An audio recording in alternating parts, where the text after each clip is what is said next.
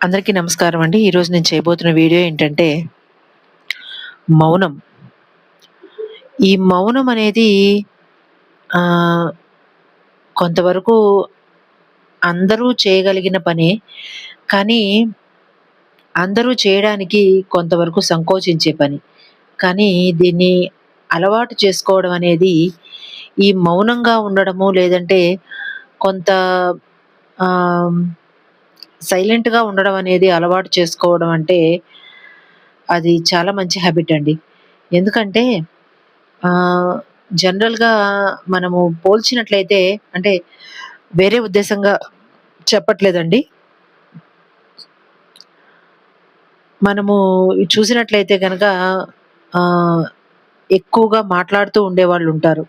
ఇప్పుడు సపోజ్ ఎవరో ఎందుకు నేనే ఉన్నానండి. నేను ఎక్కువగానే మాట్లాడతాను. జనరల్‌గానే నేను ఉదాహరణ కాదండి. నేను ఎక్కువగానే మాట్లాడతాను. ఇప్పుడు నేనే ఉన్నాను. చాలా ఎక్కువగా మాట్లాడతానండి. ఇంకొక నా ఫ్రెండ్ ఎవరో ఉన్నారు. ఆమె అంత అంత ఎక్కువగా మాట్లాడదు అనుకుందాము. ఇప్పుడు మా ఇద్దరి మధ్య తేడా ఏంటంటే గనక ఇప్పుడు నేను మాట్లాడుతూ ఉంటాను జనరల్‌గా అలా మాట్లాడుతూ వెళ్ళిపోతూ ఉంటాను. ఆహ్, దానివల్ల ఏంటి నష్టం అంటే గనక అంటే వేరే ఎవరినో నిందించో, దూషించో అలాంటివి మాట్లాడను. జనరల్‌గా ఏదైనా నాకు నచ్చిన టాపిక్ కావచ్చు, లేదంటే ఇంకేదైనా ఇంట్లో జరిగిన కామెడీ కావచ్చు, జోక్ కావచ్చు, అట్లా మాట్లాడుతూ వెళ్ళిపోతాను. దానివల్ల నష్టం ఏంటయ్యా అంటే, నష్టము అంటే కొంత టైం వేస్ట్ అవుతుంది. ఒక రకంగా చెప్పాలంటే.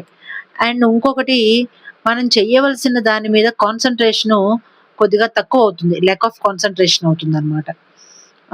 ఇంకొకటేంటంటే గనక మనము ఆహ్, కొన్ని విషయాల్ని గుర్తుపెట్టుకోలేకపోతాము. ఎందుకంటే మనం మాట్లాడే దాని మీదే మన మైండ్ కూడా ఫోకస్ చేస్తుంది కాబట్టి, మనం కొన్ని చెయ్యవలసిన పనుల్ని మర్చిపోతాము. అదే మనం కొంచెం సైలెంట్‌గా ఉన్నామనుకోండి ఇప్పుడదే చెప్పాను కదండీ! నా ఒక వర్షన్ అంటే నేనిలా ఉంటాను.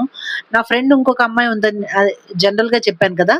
ఇప్పుడు తననుకోండి సైలెంట్‌గుంటుంది. కానీ తను ప్రతి పనిని గుర్తుపెట్టుకొని చేస్తుందా అనే విధంగా క్లీన్‌గా చేసుకెళ్తుంది.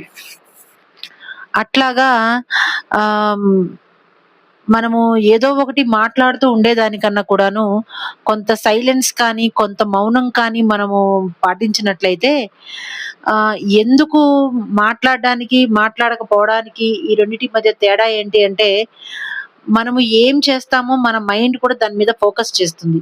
మాట్లాడితే నా మైండ్ దాని మీద ఫోకస్ చేస్తుందన్నాను కదా!